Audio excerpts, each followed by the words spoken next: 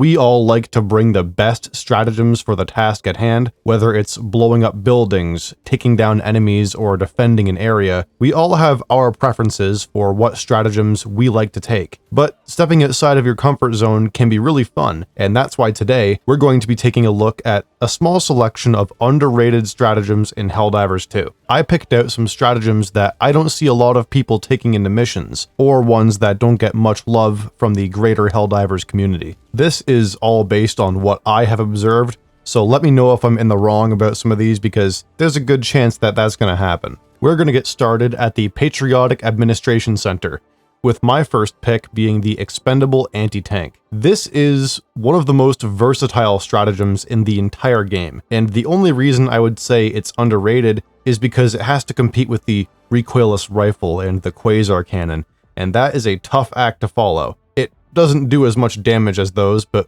if you need to quickly fire 3 or more shots, the recoilless rifle is definitely better. But what the Expendable Anti-Tank does have is an incredibly short cooldown.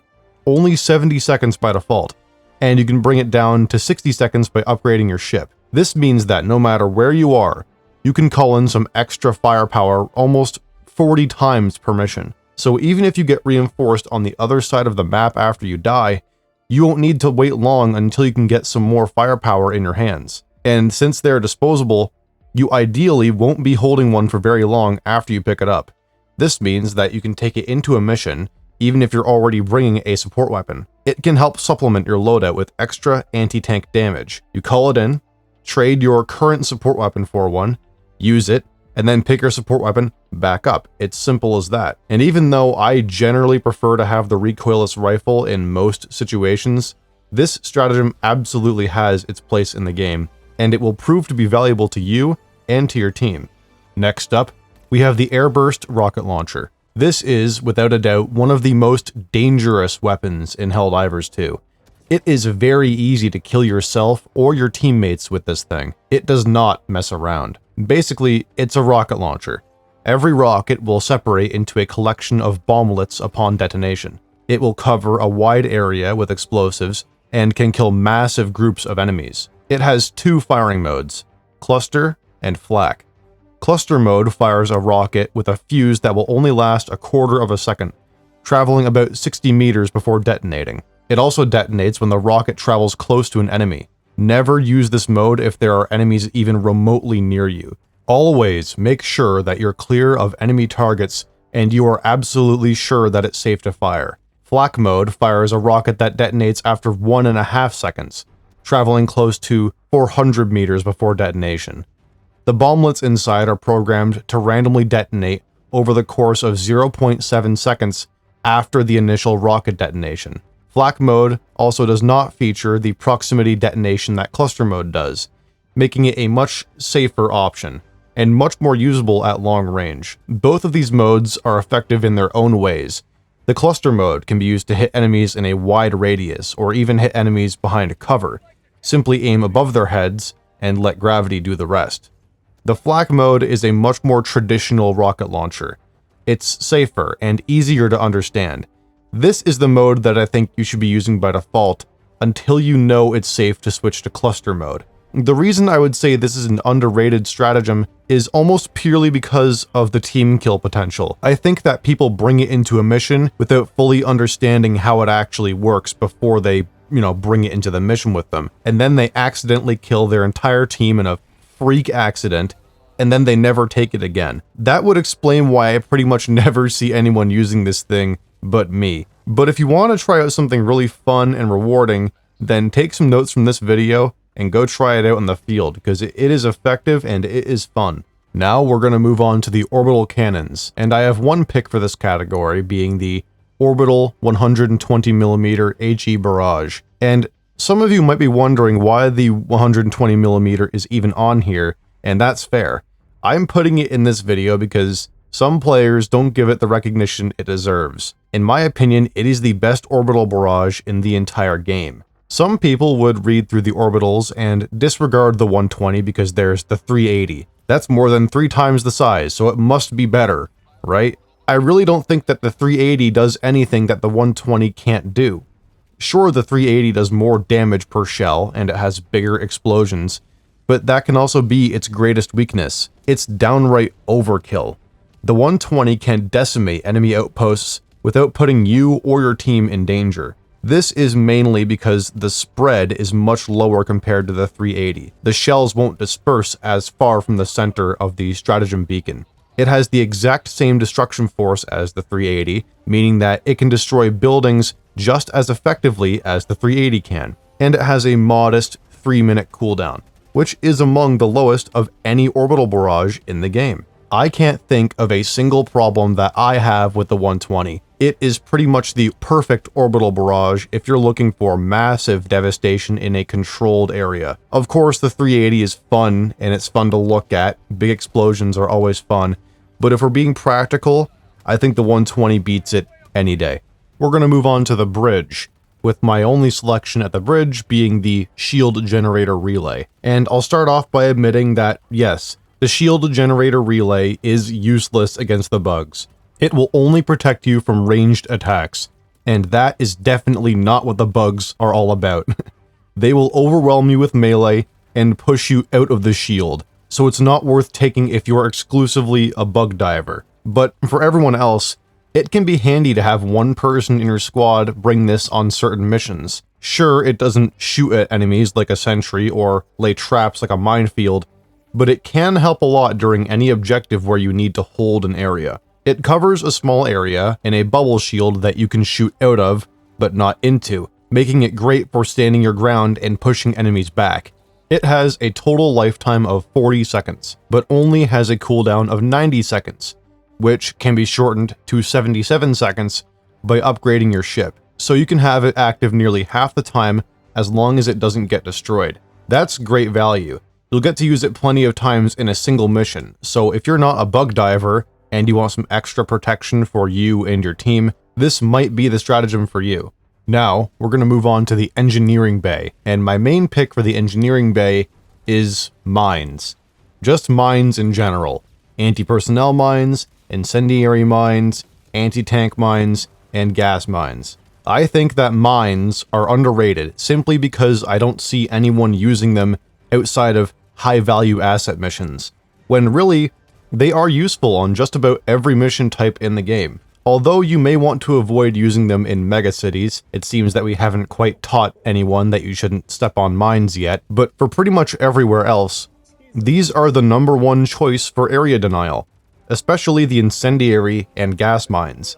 They linger for a long time after detonation and make the area pretty much unlivable for most enemies. They're a great option for holding down choke points while you take care of an objective. The anti-tank mines are great too, since they won't detonate if you step on them. They will only detonate if heavy units do, so you can place down anti-tank mines pretty much wherever you want, as long as you aren't standing in the minefield with a Hulk. Each of the minefields only have a cooldown of 120 seconds by default, which is pretty generous considering the utility and damage that you can get out of a single one. So consider taking mines on missions where you need to defend a terminal, or of course on defense missions like high-value asset extraction. Those are definitely where they're best. Next up, we have the Ballistic Shield Backpack. This is a surprisingly versatile backpack. It will protect you in the front when using a one-handed weapon, and it will protect you in the back when using a two-handed weapon. It can protect you from ranged attacks, melee attacks, and even bile attacks from bugs. It can soak up a surprising amount of damage before being destroyed, and along the way, it will probably save your life a few times too. It's great for fighting the bots because you can tank all of their firepower up front. It's great against the bugs because you can protect your back when you're retreating, or if you get flanked by a stalker. And it's great against the Illuminate because it can do both of those things pretty well. This thing is a lot of fun and can dramatically change the way that you play the game. You will be taking engagements head on, and you'll actually be surviving them. If you're already a fan of some one-handed weapons, then definitely try using the ballistic shield more often. Now, we're going to move on to the Robotics Workshop, with my first pick here being the Machine Gun Sentry. This sentry might seem underwhelming at first glance. It does the least damage out of every sentry in the game, but it has a special trick up its sleeve: the cooldown.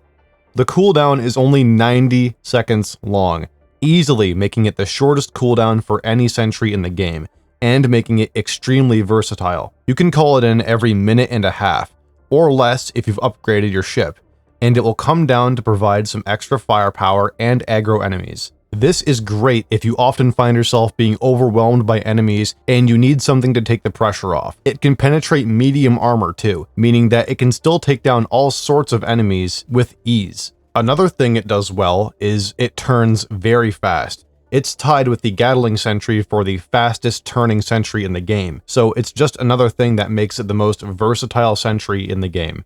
Sure, it doesn't have the extreme firepower of other sentries, but the ability to call it in so often makes it a very underrated stratagem. And speaking of sentries with extreme firepower, my next pick is the Rocket Sentry. This is the opposite of the Machine Gun Sentry. It is a hefty and slow sentry that you need to be careful about placing. I think it's underrated because I just don't see many people using it, and it can pump out damage like nobody's business. It is very capable of taking down just about anything in the game. This is because it deals anti-tank damage on impact, as well as dealing splash damage in a small radius, allowing it to handle heavy enemies as well as crowds of smaller enemies, and sometimes both at once. This is a dangerous stratagem though. Not only can it be dangerous if you're caught in the line of fire, but the Rocket Sentry itself has backblast on it, meaning that you can't be standing behind it when it fires, or you'll be knocked flat on your ass. This can be a real problem. If you're holding something like an orbital barrage in your hands, you might have just accidentally killed your entire team by standing behind it, so make sure that you're always staying clear of the backblast. It's happened to me before and man, it sucks. The slow turn rate also means that you should place it carefully at a long range from the enemy to give it time to properly aim. Once you do, you will see that it's very effective and will kill just about anything in the game. So if you like the sound of a heavy hitting sentry gun that can work in pretty much any environment, try this one out. As long as you're using it correctly, you won't regret it. My next pick is the EMS Mortar Sentry. This is another sentry that I don't really see anyone using. It makes sense. Most people just want pure firepower instead of something that stuns enemies.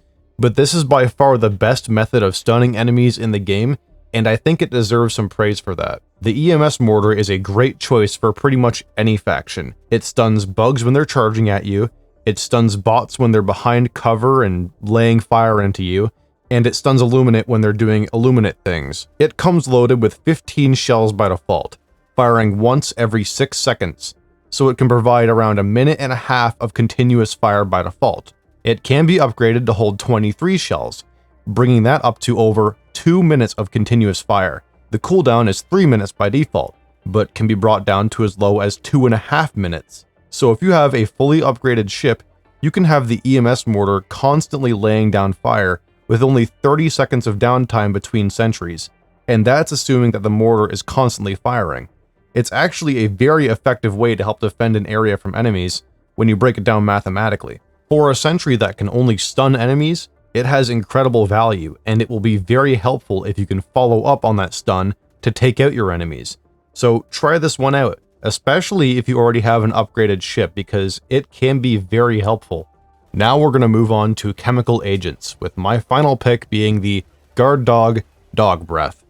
This is definitely the most underrated and the least used Guard Dog variant, and I think part of that has to do with the fact that you can only unlock it from a war bond. Not everyone has the time or is willing to spend the money to own every war bond. But I think that this is actually a pretty damn good choice for a backpack. It is very defensive when compared to the other guard dogs. An enemy has to actually come close to you for it to be able to spray them with the gas, which will of course confuse the enemy and can make them attack one another. This is definitely at its best when you're fighting the bugs or the Illuminate, because you're always fending off hordes of enemies when you fight these factions. So this is a good way to deter them from getting too close to you. It's pretty efficient at confusing and damaging enemies that are close to you, and it's worth trying out, but once they come out with that flamethrower guard dog, I'm probably going to move on to that instead. And there you have it, a small collection of underrated stratagems in Helldivers 2. I'm thinking that next I might do underrated weapons, but that's if I can actually stop playing so much Night Rain. If you enjoyed watching, then please leave a like on this video, and subscribe if you want to see more videos on Helldivers 2. Leave a comment down below for your picks for underrated stratagems in Helldivers 2. I read all of my comments, and I'm pretty interested to see what other people think underrated stratagems are. And that's all I have for today, so this is the SCS Prophet of Dawn, signing off.